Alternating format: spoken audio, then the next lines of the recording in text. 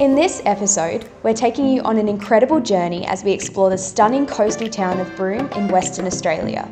Our mission is to explore as many of Broome's iconic landmarks, pristine beaches, and vibrant local spots in 48 hours, so let's get into it. If you've heard of Broome, you're probably thinking of the famous sunsets over Cable Beach and its rich pearling history. Broome is located in the northern parts of Western Australia, about a 2.5-hour flight or a 23-hour drive from Perth. The best time to visit is during the dry season, from May to October, when the weather is just right for outdoor adventures. Before we continue, don't forget to like and subscribe to support our channel. It really helps us out. Our first stop in Broome was Streeter's Jetty. We were there during low tide and were able to see the red crabs crawling around. Streeter's Jetty is a historic site, once used by pearlers in the early 1900s. It's a quick stop, but definitely worth checking out to get a glimpse of Broome's pearling past.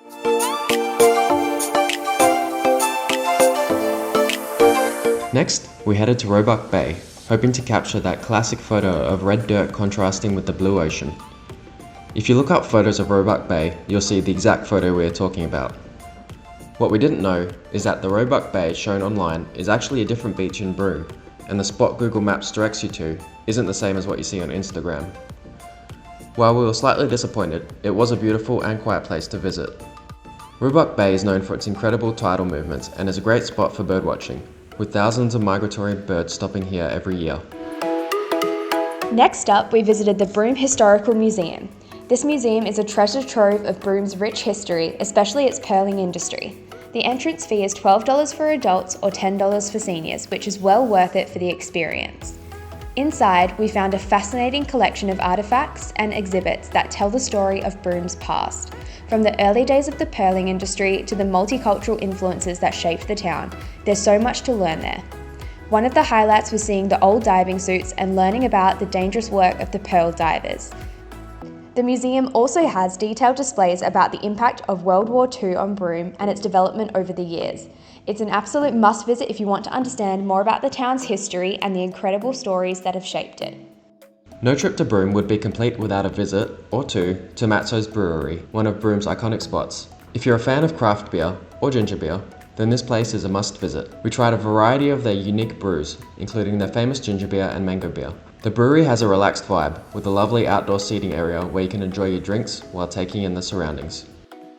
It turns out that iconic photo of the red beach is taken at Simpson Beach. The contrast between the deep red dirt and the blue ocean was absolutely stunning and exceeded our already very high expectations. It's the perfect spot to capture those classic Broome photos. We spent some time exploring the area and taking in the unique landscape. This beach is also known for its diverse marine life, so keep an eye out for dolphins and turtles if you're lucky. If you're looking for that perfect Broome photo, Simpson Beach is definitely the place to go.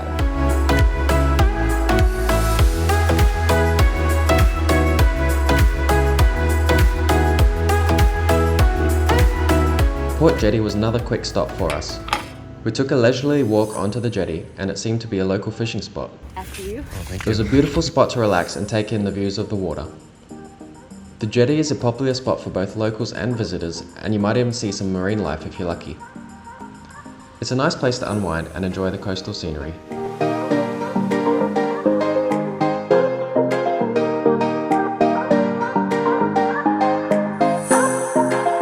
We headed to Reddell Beach next, known for its striking red cliffs and white sandy shores. Sadly, we didn't leave the car to explore as there were warning signs about recent vehicle break-ins and theft. Instead, we got the drone out and explored the area from above. The aerial views were incredible, showcasing the dramatic contrast between the red cliffs and the blue ocean. Reddell Beach is also a popular spot for photographers, especially during sunset, when the colours are at their most vibrant.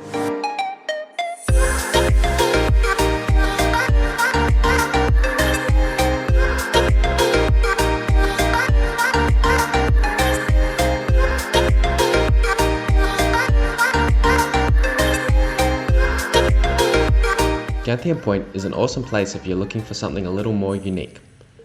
This stunning location features red sandstone cliffs that meet the turquoise waters of the Indian Ocean. One of the main attractions here is the set of dinosaur footprints, which are over 130 million years old and can be seen at low tide. We spent some time exploring the area, taking in the breathtaking views, all while searching for the dinosaur footprints. There's also a replica of the footprints embedded in the rocks for when the tide is high. Gantheaume Point is a must visit for its natural beauty and fascinating history, and a great spot to spend the afternoon. Our adventure took us to Coconut Wells, a beautiful spot 20 kilometres north of Broome. We drove there in our four-wheel drive, and although we didn't let the tyre pressure out, we recommend doing so because the sand is a little soft in places. Depending on the tide, you will either be exploring a lagoon, specifically at high tide, or rock pools at low tide. The rock pools were fascinating, filled with small marine life and perfect for a bit of casual exploration. Coconut Wells is definitely worth a visit for its unique landscape and the adventure of getting there, but beware, the rocks are incredibly sharp, so wearing reef shoes or some sort of enclosed shoe is advised.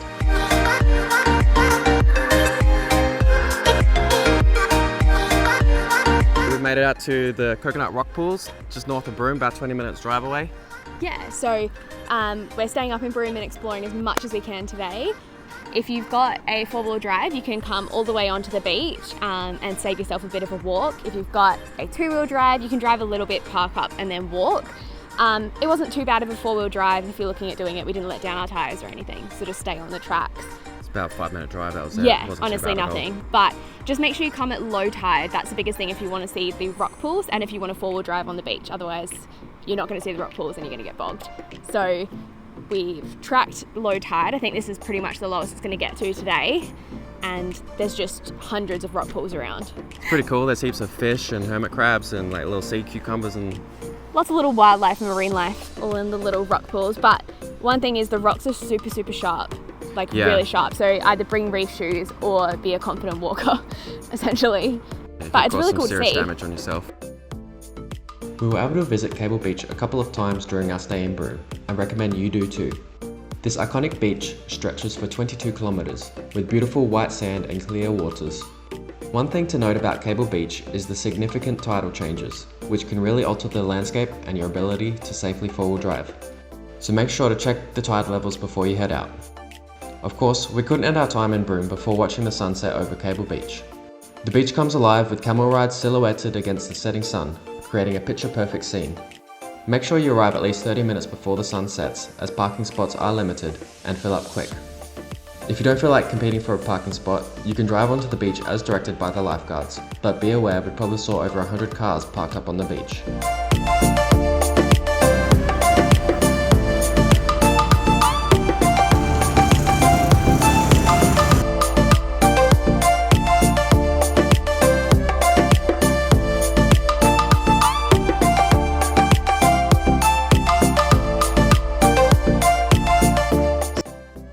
Pretty cool, there's heaps of fish and cucumbers and sea cucumbers.